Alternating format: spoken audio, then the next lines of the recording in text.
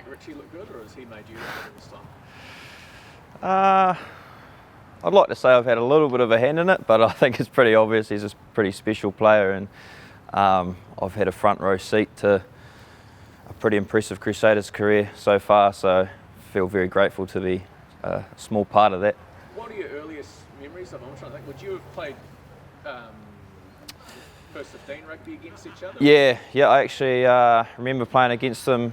I was playing for Nelson College, he was playing for Stack. I think he played his 50th game for Stack against Nelson College, so it's funny what you remember from back in the day, but it's pretty obvious from an early age he had something special about him. But yeah, I remember playing against him, and when I first moved down we sort of linked up, and the rest is history now.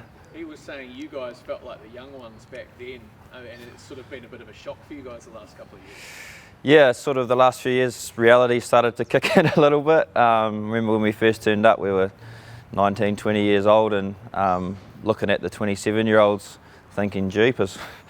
And now we're on the other side of that hill, so it's cool to see the young guys come in, but definitely we sort of joke with each other that how fast time's gone, and now we're the ones sitting there going jeepers. What about, you've got, like you said, you've got, the box seat to witness Richie Mo'unga. What is it about his game that has taken him from a first 15 player to, NPC, Super Rugby, and now success at the top? The one thing that I admire about him is the bigger the game, the bigger his performance has been. I think you look at the big games we've had in the regular season over the last few years, and then obviously the playoffs, and the big man's been front and centre of all of them. That's the one thing that I think sets him apart from a lot of people, is the bigger the game, the bigger his performances have been consistently. I guess just reflecting back on that time, was there ever points where you thought you obviously wouldn't be in the position you're in? You're obviously a Centurion yourself. Like, has the ride been as you could have envisaged 8-9 years ago? Yeah, I heard the big man talking before about how when we first started it was something that you never even really thought about, playing 100 games for a club that we both love and we both always wanted to be a part of. So when you first come into the environment, it's just something that you look up on the wall and see the names, and it's just something that you don't even really think about. But I think the closer you get, the more of a goal it becomes. And I know that for Richie, the last couple of years, getting to this milestone on Friday night has been a massive goal for him, and it's going to be a special night for him, but it's also going to be a special night for all of us that have been a part of his career for the time that he's been in red and black. There's been a few milestones. I think back to Scott Barrett, David Harville last year. Is there, obviously you've got to embrace it during the week, but at the same time, do you have to sort of contain it? You don't want to get it too far in the way of performance as well? Performance is always front of mind, and the best way to look after those boys that are achieving milestones is to perform on Friday night. And I think the type of guy that Rich is, and the type of guy that the guys that have gone before him are, is that the only thing they want is a performance on Friday night, and then we'll celebrate the success and celebrate the milestone afterwards. But I think if you ask him, the one thing he wants Friday night will be a good performance. Could you see him doing a swan song after his 3 years in Japan?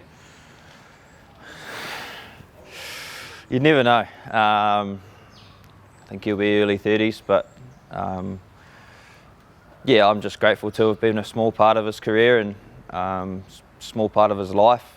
The last 10, 12 years we've been pretty close in Christchurch. He's sort of taken me under his wing a little bit moving down here, and really proud as a teammate, but also just really proud as a friend too, to be right there alongside him when he achieves this pretty special milestone on Friday night. I guess everyone's different, but having been in that position and reaching the milestone, what are sort of the emotions that come on game day? Does it get you more than you think? Yeah, it got me. It's when you think about where you've come from and what you wanted to achieve, and like I said before, when you're achieving something that you never even thought you'd get near, it's pretty cool. but yeah, it's different. It's there's a lot of emotion involved, and a lot of people reach out to you that potentially, for a normal game, you wouldn't hear from. But it's all part and parcel of raising the bat. It's a special achievement, and the people close to you reach out and want to congratulate you. So the boss has been in some pretty big situations before, so I'm sure that won't be an issue for him on Friday.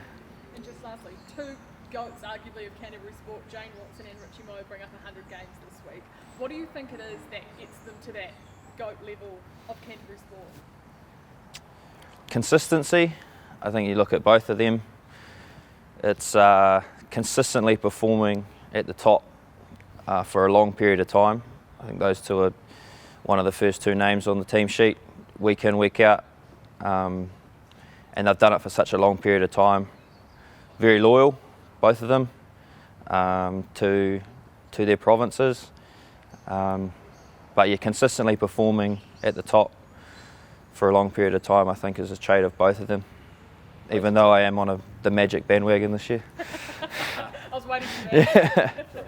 Razor touched on comparisons with the 10s that have come before, Carter, Mertens, Slade. You'd put Richie in that kind of calibre as well?